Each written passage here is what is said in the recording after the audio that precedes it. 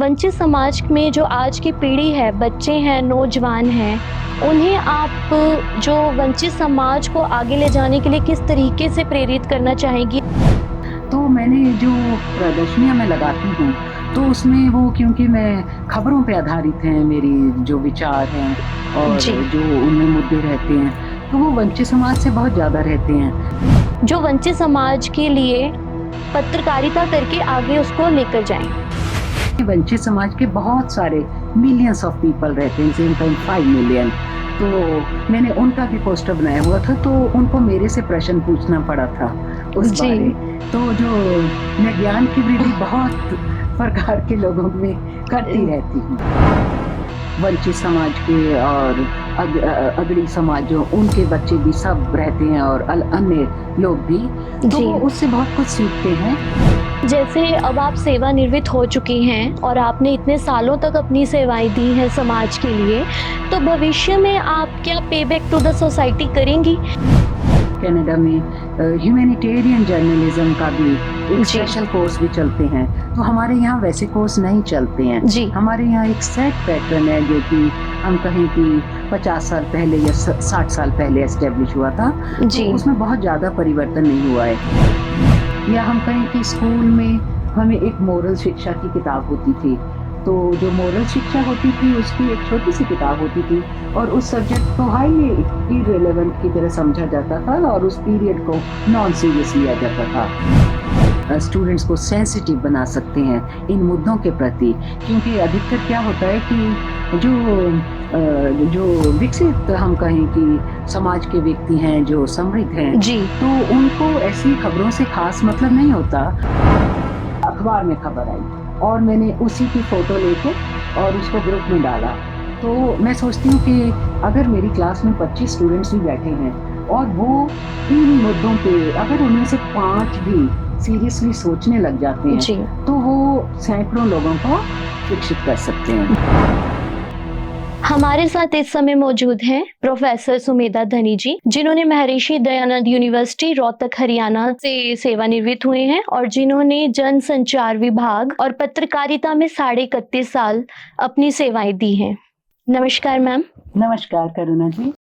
Ma'am, जो वंचित समाज है, वंचित समाज में जो आज की पीढ़ी है, बच्चे हैं, नौजवान हैं, उन्हें आप जो वंचित समाज को आगे ले जाने के लिए किस तरीके से प्रेरित करना चाहेंगी या किस तरीके से प्रेरित किया जा सकता है, जो वंचित समाज के लिए पत्रकारिता करके आगे उसको लेकर जाएं?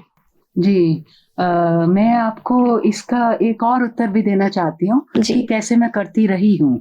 जी मैम। तो वंचित समाज की जहाँ बात आती है, तो ये हमारे देश का एक बहुत ही बड़ा हिस्सा है और हर एक विभाग में वंचित समाज के विद्यार्थी रहते हैं।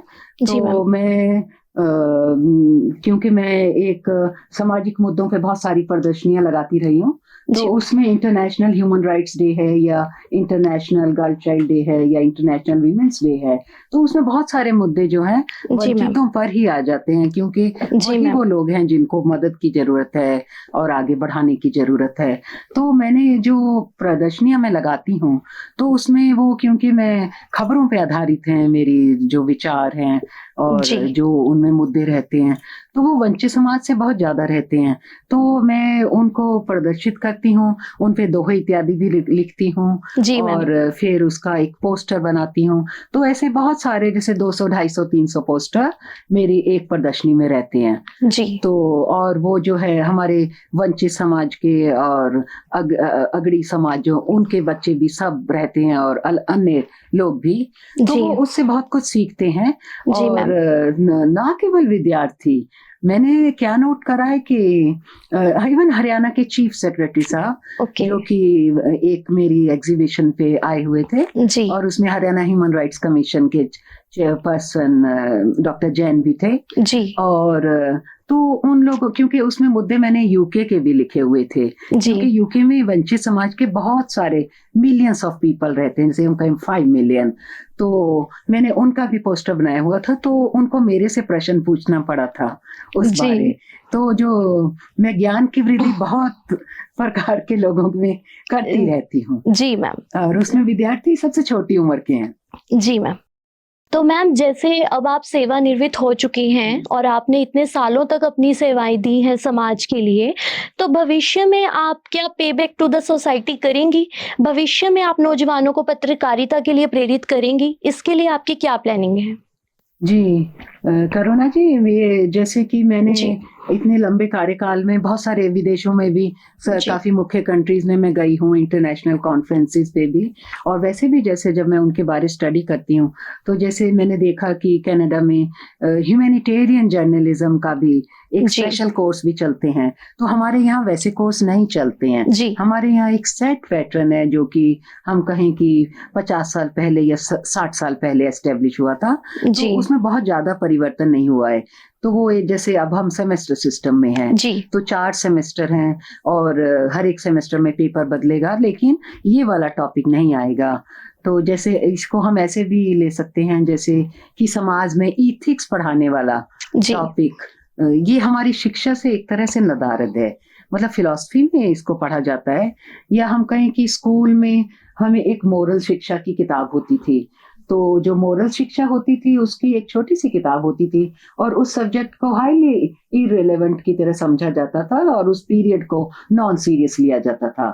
तो अब जैसे कि मैं ह्यूमैनिटेरियन जर्नलिज्म के लिए एक पेपर प्रेजेंट करने गई थी पंजाब यूनिवर्सिटी जी। पटियाला, तो मैंने इस प्रकार की बातें रखी थी कि किस प्रकार हम स्टूडेंट्स को सेंसिटिव बना सकते हैं इन मुद्दों के प्रति। क्योंकि अधिकतर क्या होता है कि जो विकसित हम कहें कि समाज के व्यक्ति हैं, जो समृद्ध हैं, जी। तो उनको ऐसी खबरों से खास मतलब नहीं होता कि यूपी में 2 बहनों को एक चुन्नी से लटका दिया गया और राइट। वो उसको सुसाइड बना के खबर को प्रस्तुत करते हैं। अब कौन 2 स्कूल की लड़कियां इकट्ठी सुसाइड करने जाएंगी और उनका कोई कारण भी नहीं है जाने का। तो जो मुद्दा होता है उसको जरा साइलेंट कर दिया जाता है, जैसे कि वो समाज को ये नहीं पता लगने देना चाहते कि उच्च समाज के व्यक्तियों ने उनका बलात्कार किया है। और बाद में मुझे तो आज तक ये समझ नहीं आया कि आदमी की लाश पेड़ से कैसे लटकती है, जिस प्रकार से उनको लटकाया जाता है। ये कुछ महीने भी ऐसी ही खबर थी, 2 लड़कियां उसी प्रकार पेड़ से लटक रही थी जैसी पिछले दिनों लटकी हैं। तो इस तरह की खबर को सेंसिटिव तरीके से प्रस्तुत करना, और पिछले कुछ टाइम से जब से हमारी ऑनलाइन एजुकेशन हुई है और स्टूडेंट्स के भी ग्रुप बने हैं, व्हाट्सएप जी। ग्रुप हैं, तो मैं उनमें भी ये वाली चीजें जो समाज को सेंसिटिव करने वाली खबर होती है वो मैं उन ग्रुप्स में डालती हूँ। और उसमें कई बार खराब तरह के कमेंट्स भी आ जाते हैं जी। कि मैडम आपका ध्यान इसी तरफ है। और तो मैंने कहा आप बताइए मुझे कौन से मुद्दे पे मुझे ध्यान रखना है, तो जो आप समझते हैं ज्यादा सेंसिटिव है तो मैं उस मुद्दे पे अपना ध्यान आपके लिए रखूंगी। तो जी। इस तरह से विभिन्न प्रकार के तरीके, जैसे कि जी। अखबार में खबर आई और मैंने उसी की फोटो लेके और उसको ग्रुप में डाला। तो मैं सोचती हूँ कि अगर मेरी क्लास में 25 स्टूडेंट्स भी बैठे हैं और वो इन मुद्दों पे अगर उनमें से 5 भी सीरियसली सोचने लग जाते हैं, जी। तो वो सैकड़ों लोगों को शिक्षित कर सकते हैं। जी मैम, डेफिनेटली मैम, जैसे आपकी सोच है, अगर आज के समाज में सबकी सोच ऐसी बने तो जो हमारे जो नौजवान हैं उनका भविष्य डेफिनेटली सिक्योर होगा। और हमें आशा है जैसे आप अब तक अपनी इतनी अच्छी सेवाएं समाज के लिए, आगे आने वाली पीढ़ी के लिए आप देती आई हैं, आप आगे भी समाज के लिए ऐसे ही कार्य करती आएंगी। और जो हमारा वंचित समाज है वो नौजवान पत्रकारिता में आकर अपने वंचित समाज के लिए हक अधिकार की बात आगे भी करेंगे और आगे न्याय के लिए लड़ते रहेंगे। धन्यवाद मैम, आपसे मिलके बहुत अच्छा लगा। धन्यवाद करुणा जी, मुझे भी आपसे मिलके और आपके Thank you. चैनल से मिलके बहुत खुशी हुई। सभी का बहुत धन्यवाद, श्रोताओं का और हमारे दर्शकों का भी धन्यवाद। जय भीम, नमो बुद्धाय। जी।